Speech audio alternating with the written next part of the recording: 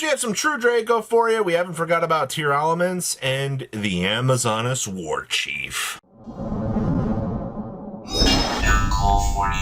Make sure you guys smash the link and crap out of that subscribe button so you guys don't miss out on more content. So you all love seeing Masterpiece come out of the woodwork and kind of shake up some of the meta, right? Well, that's basically what this deck is trying to do. Now, you gotta remember, and let's be honest here, when you're looking at the current incarnation of True Draco, the only real stuff you got was an extra free searcher, but I mean, if you don't really have the room to toss that into the deck, then I mean, like, it becomes a little bit rough. The pieces that you're working with here are still very, very good. Amano Awado, I think you do kind of have to consider playing this. It acts as a very, very strong backing for your field. Being able to turn off everything that is not a spirit monster does help you out very, very nicely. But it is also meant just to be that piece that, hey, I can establish and build my field here. You know, once I get this big setup going, then congratulations, do you think you can also rotate into the border if you really need to? I mean, you're playing a deck whose game plan is to, obviously establish the Monarchs erupt and use the punishing effect that this card is here for to just tell your opponent you're not doing anything. And I mean, fundamentally, that is the big thing that this is meant for. It's meant to just tell your opponent, hey, sucks to suck, but there's not really much you can do here. Negating everything on the field is very, very, very broken. Now, I mean, if they can establish tribute some monster back, well, you're going to have some problems. I mean, this is where, these extra face-up negates come in. You have built-in floodgates. You've also got access to Solemn Scolding. So most of the time, I mean, all your floodgates are going to be face-up anyway. So it just kind of comes down to, when will we need to use the scolding, and when we do flip the scolding, will it punish us in a negative direction? And I think, honestly, you'll be fine.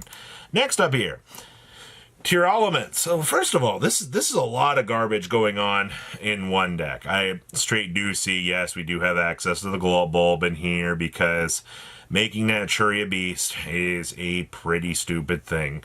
I don't really think we appreciate having a Glow Bulb access into a normal summon of a Keldo in a deck like this, because realistically, I mean, what are you supposed to do, man? If I'm dealing with this in a Desiree and, whatever else is coming down next to it, I'm gonna have a lot more problems than, you really would think. Now, the cool thing about Tear, and this is one of the cool things I like about this deck. So as you bridge through the Lacrima to bring back the Fiendsmith, you can go into the Kaiser if you really want to, but you can also stop by good old Pilgrim Reaper here, who gets you the ability to mill an extra 5 cards in your deck.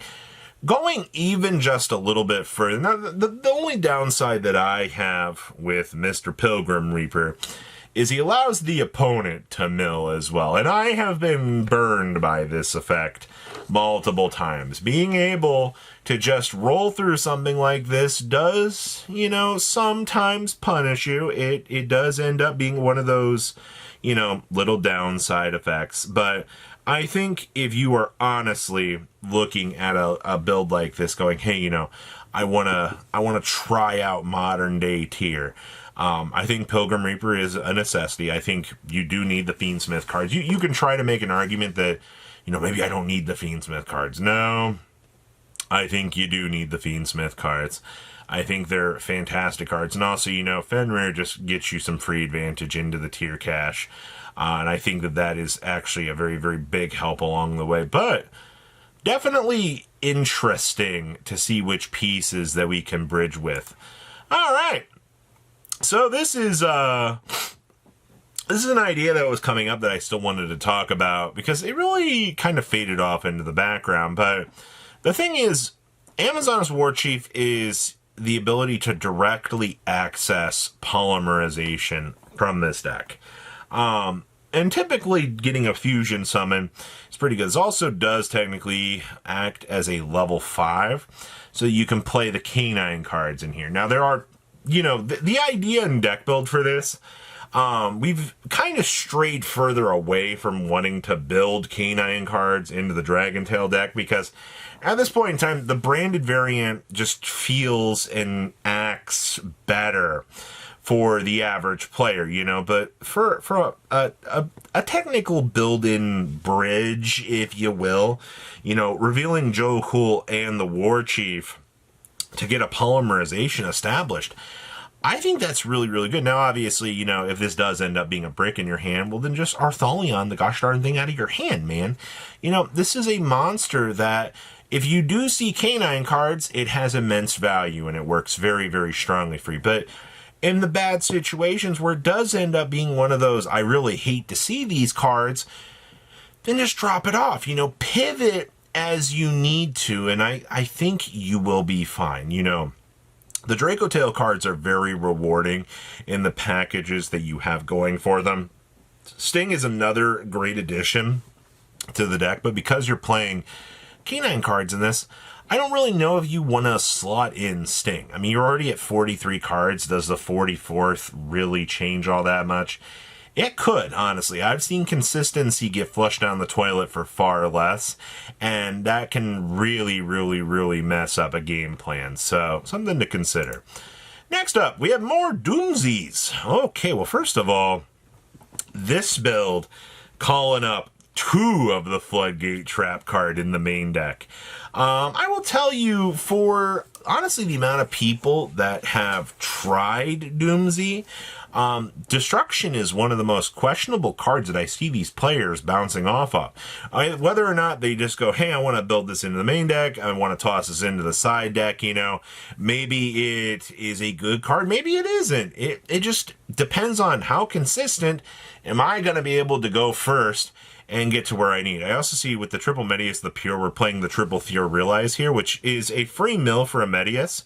And then you get to look at the top card of your opponent's deck and either place it on the top or the bottom. And what? We can banish this card from the graveyard to target a face-up monster you control, declare a monster type and attribute, and send, and what is that? Declare 1, and that monster becomes that type and attribute. Now that actually could be interesting for the extra effect. But I mean, the main thing is you just want to get the Medius down so you can kind of get access to it. I do think this build is a lot more in the beginning stages. I mean, we're also only main decking 2 super polys. I do understand. I think they wanted to keep this as low to the ground at 40 as they could. You could very easily cut the Veilers, go with the 3rd Droll, go with the 3rd super poly, depending on what your local environment is really calling for. Because that's the cool thing when you look at a list like this. You know, you get to see, hey, you know, it's designed with the intention to break boards depending on the developments of the meta around it. But also at the exact same time, you know, is it going to work out, you know, in other matchups? Honestly, I don't know, man. I think Doom Z is one of the better rogue decks that you can pick up that really just feels like it doesn't get the recognition that it deserves. And it's kind of sad, honestly.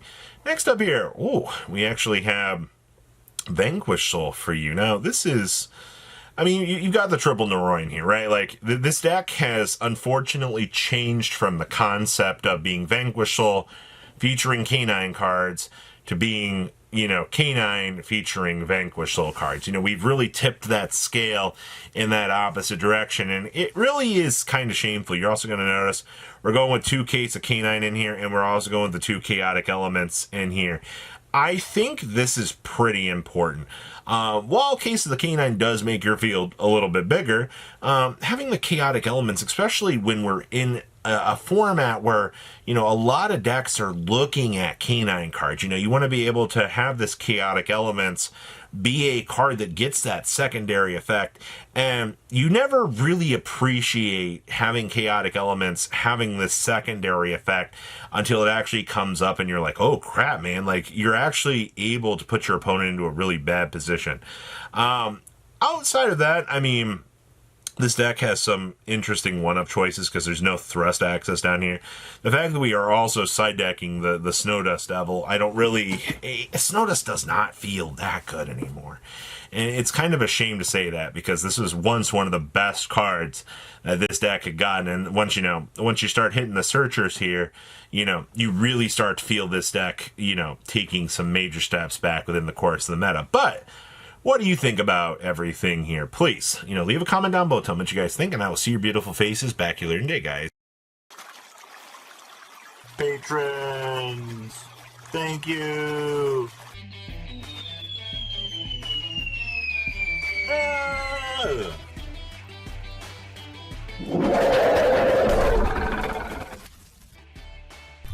Thank you so much for watching. Check out these other videos.